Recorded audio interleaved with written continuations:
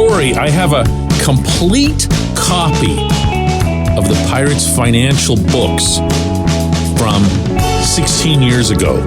They're sitting in the bottom of my office desk at home, and they've got every penny of everything in them. And it still doesn't do me much good. Good morning to you. Good Wednesday morning. I'm Dejan Kovacevic of DK Pittsburgh Sports. This is Daily Shot of Pirates. It comes your way bright and early every weekday. If you're into football and or hockey, I also offer daily shots of Steelers and Penguins in the same place that you found this.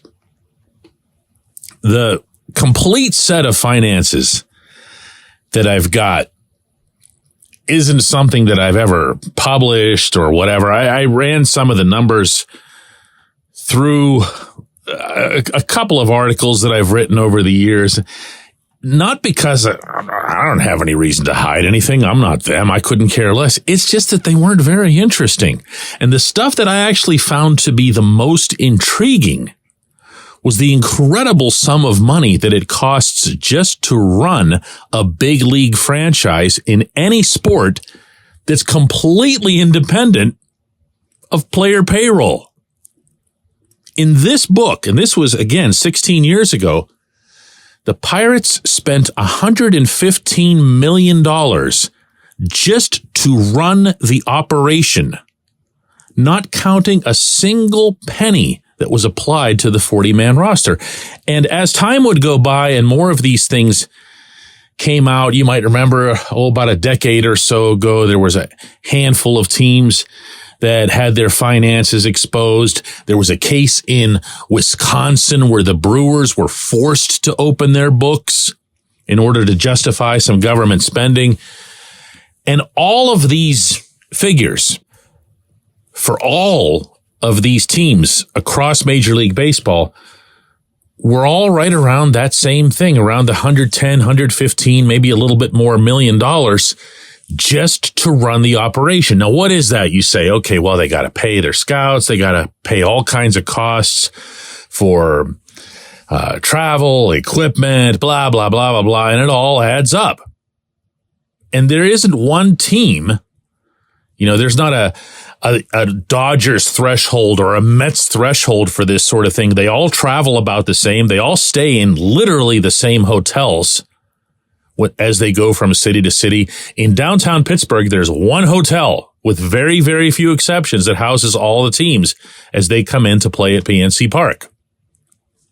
So all of those expenses are about even. It's all still around $115 million. So what you see a lot of times is people will look at the Pirates payroll and say, oh my God, they cover this with just with TV money alone. And that means that everything else they're getting is a profit. And it isn't. Now, that said, I have that out of the way. The truth is, and I've been telling you guys this for years, and I've reached the point where I don't care who believes me because I have access to a lot of information on this front. My belief is that for the most part, the Pirates should long since have been right around the $100, $110 million mark for the 40-man roster. And that was a figure that I arrived at through some of the stuff that I just mentioned, but also through some common sense, because they broached $100 million twice in their history, came really, really close a third time, and I'm sure they'd like to count that as a third time, but they were right there 3 times. And in all 3 of those seasons, they were known to have still been profitable. So there's no reason to be under that, with the obvious and glaring exceptions of anything pandemic related. And now something else, because yesterday it was revealed in the Minneapolis Tribune by the Twins themselves that the Twins are about to cut payroll. This wasn't some deep dive investigative report. The Twins just said this. They're going to cut payroll.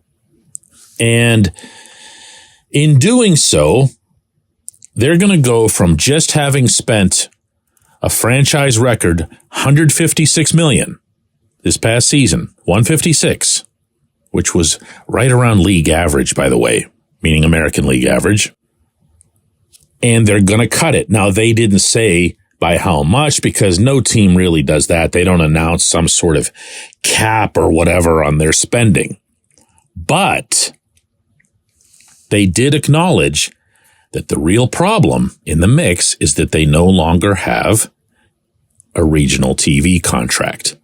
They had been paired up with something called Diamond Sports Group, which was the parent outfit of Bally Sports North. And Bally Sports owned a bunch of these regional sports networks, almost all of which are going down or out.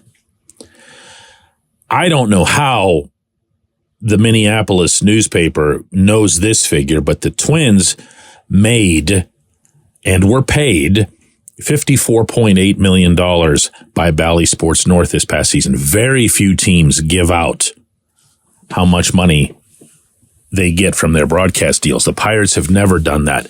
My understanding from the inside, and I've never gotten this cemented either, is that the Pirates figure with AT&T Sportsnet Pittsburgh, which now really no longer exists officially, was somewhere in the 40 million range.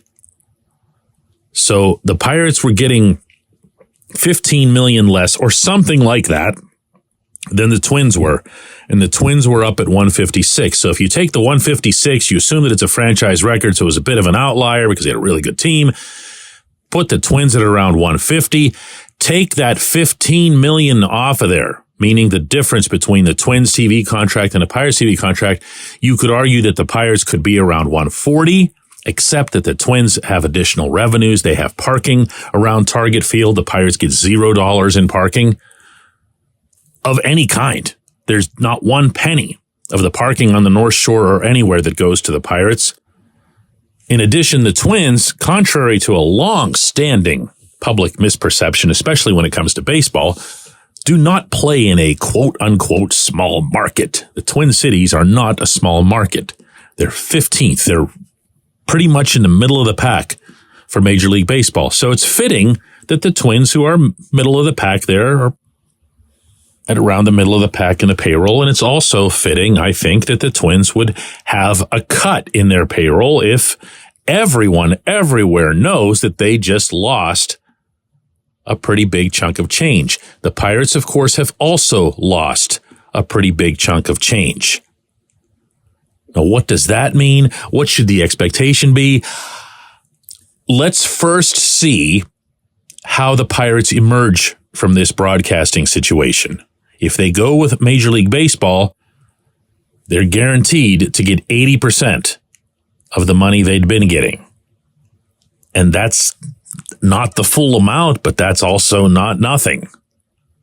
Now, if they end up trying their own thing, like the Penguins did in assuming the remainder of the Sportsnet operation here, including a good many of their employees, then it might be a different parameter, and then we might not even know what the number would be. You would have to presume that it's more than 80% of the last TV contract they had, but you wouldn't know that. So it's an inexact science. For right now, while keeping my mind open, my belief is still that this team should be at the $100 million threshold. When we come back, J1Q.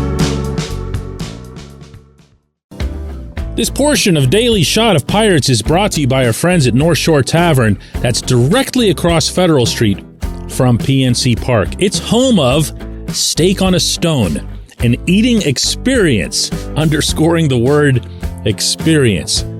The steak is brought to you partially cooked on an 800-degree stone, and you do the rest.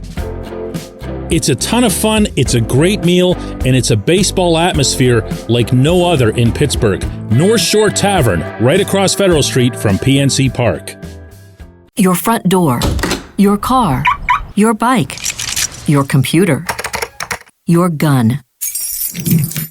Safety is a habit. Every day you lock and secure your home and everything you want to keep safe. Gun safety and responsible storage are no different and the best way to help prevent accidents, misuse, and theft. If you have a firearm, own it, respect it, and secure it. Visit projectchildsafe.org. Brought to you by the National Shooting Sports Foundation and the Bureau of Justice Assistance.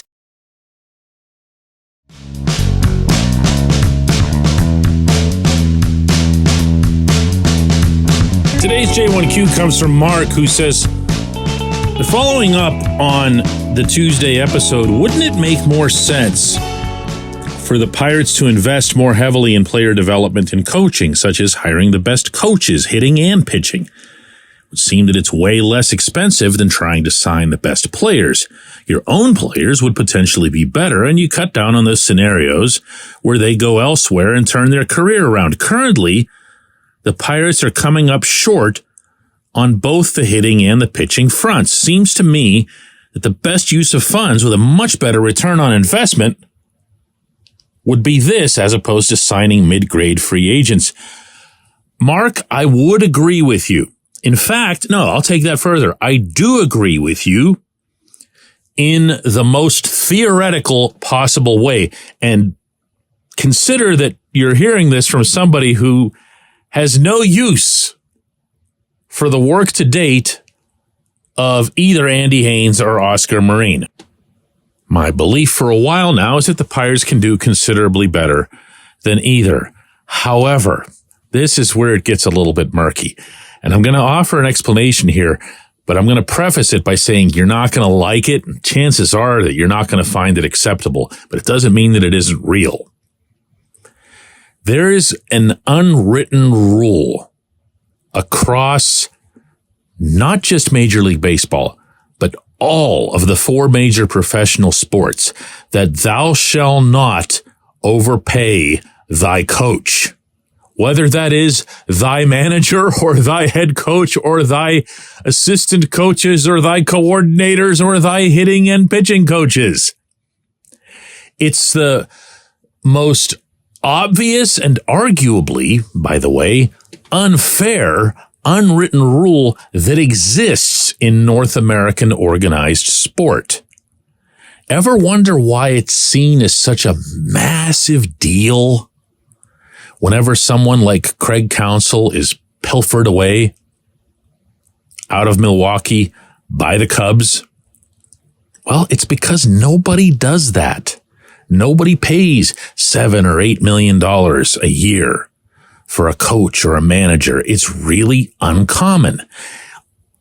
Even more oddly, the only coaches who do get paid at a certain level like that are college football coaches and sometimes college basketball coaches. Why? Because their salaries are a matter of public record in a lot of cases because they're being paid by state-funded universities. Think about it. If you're working for the University of Pittsburgh, everybody knows what your salary is because the University of Pittsburgh accepts funding from the Commonwealth of Pennsylvania, and everybody's got a right to know what everybody makes in that scenario. Otherwise, the government's not going to fund you, and then there goes a whole big chunk of your funding. So if everybody knows what the other guy is making, and then it's your turn for the contract, and you raise your hand and say, well, what about this dude in Alabama or this dude in Oklahoma? I should be getting paid that much, and all the bars raise. So it works in colleges. Only in the past dozen years or so have you seen a concerted movement in the 4 major professional sports to at least share word with the agents of these coaches and managers, so they know what somebody's making, and they can take it in turn to a team. But as I'm talking to you right now, somebody who's been covering every day of the Pirates' current front office and current coaching staff, I had no idea what they're making, and I'm not going to find out because Bob Nutting told them not to say anything, and that's the end of that. And you don't have alternate sources for this sort of thing.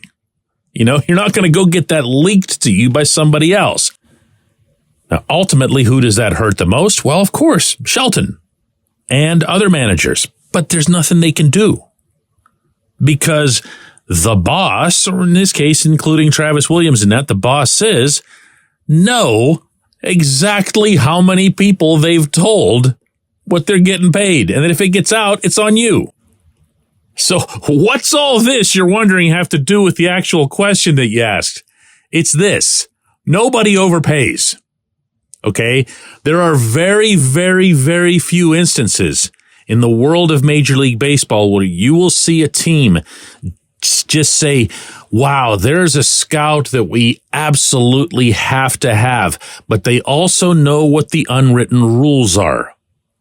Because if they become the team, and that goes double if you're a have-not like the Pirates, that breaks out of that mythical boundary, that mythical salary cap on managers and coaches and so forth, well, then what's to stop the Mets and the Dodgers and everybody else from just saying, hey, listen, we like your GM or we like your manager or whatever, and we're just going to pay them whatever it is that they want. And then you turn that whole thing into a fiasco that's at the same level of player pay in baseball. I appreciate the question, obviously a very, very good one. We'll do another one of these tomorrow.